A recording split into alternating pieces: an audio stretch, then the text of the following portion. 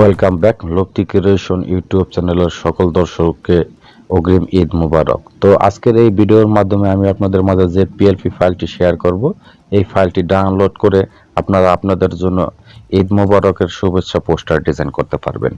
তো ফাইলটি ডাউনলোড করার জন্য আপনাকে ভিডিওর ডেসক্রিপশন বক্স চেক করতে হবে। তো ডেসক্রিপশন বক্স চেক করলে ওইখানে একটি গুগল ফর্মের লিঙ্ক পাইবেন। ওই লিঙ্কের উপরে যদি ক্লিক করেন আপনার সামনে এরকম কিছু লেখা আসবে। উপরের লেখাগুলো একটু কষ্ট করে মনোযোগ সহকারে পড়বেন, পরে উপরোক্ত বিষয়ে আমি একমত এখানে একটি টিক চিহ্ন দিবেন। টিক চিহ্ন দিয়ে ইউর আনসার, এইখানে আপনি ভিডিও দেখে যে 6 সংখ্যার পাসওয়ার্ড কালেক্ট করেছিলেন ওই পাসওয়ার্ডটা লিখে সাবমিটে ক্লিক করবেন। ক্লিক করলে আপনার সামনে গুগল ড্রাইভের একটি লিঙ্ক ওপেন হবে, ওইখান থেকে ফাইলটি ডাউনলোড করে নেবেন। ফাইলটি ডাউনলোড করা হয়ে গেলে একটি সফটওয়্যারের প্রয়োজন। সফটওয়্যারটির নাম হচ্ছে PixelLab। এই সফটওয়্যারটি প্লে স্টোরে অ্যাভেলেবেল আছে। আমি ভিডিও ডেসক্রিপশন বক্সে লিঙ্ক দিয়ে রাখবো, চাইলে ওখান থেকে ডাউনলোড করে নিতে পারবেন। ফাইলটি অ্যাড করার জন্য প্রথমে PixelLab সফটওয়্যারটি ওপেন করবেন। ওপেন করলে আপনার সামনে এরকম একটি ইন্টারফেস আসবে। তো এই লেখা চাইলে ডিলিট করতে পারেন অথবা নাও করতে পারেন।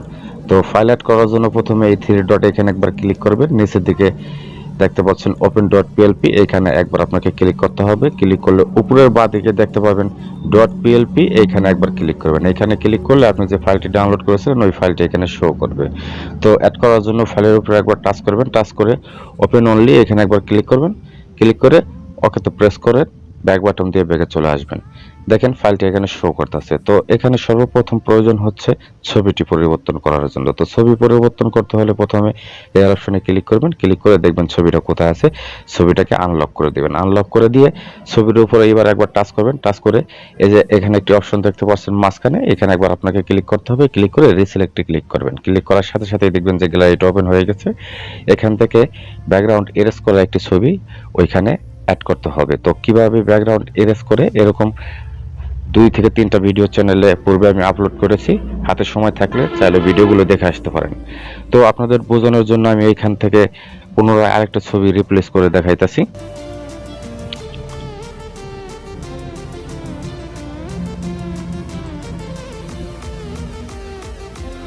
বাস, ছবি পরিবর্তন করা শেষ। এখন প্রয়োজন হচ্ছে নাম পরিবর্তন করার। তো নাম পরিবর্তন করার জন্য আবার উপরে লেয়ার অপশনে ক্লিক করব। ক্লিক করে দেখব যে নামটা কোথায় আছে। নামটা আছে এখানে। এবার নামের উপরে ডাবল ক্লিক করব। ক্লিক করে এই নামটা কেটে দিয়ে আপনি আপনার নামটা লিখে দেবেন। তো আমি আর নামটা কাটতেছি না, এই নামটাই ওকে করে দিচ্ছি। এবার নিচে দেখতে পাচ্ছেন ইউটিউব কন্টেন্ট ক্রিয়েটর, যেহেতু আমি ইউটিউবে মাঝে মাঝে ভিডিও ছাড়ি, তো এই জন্য আমি ইউটিউব কন্টেন্ট ক্রিয়েটর লিখছি।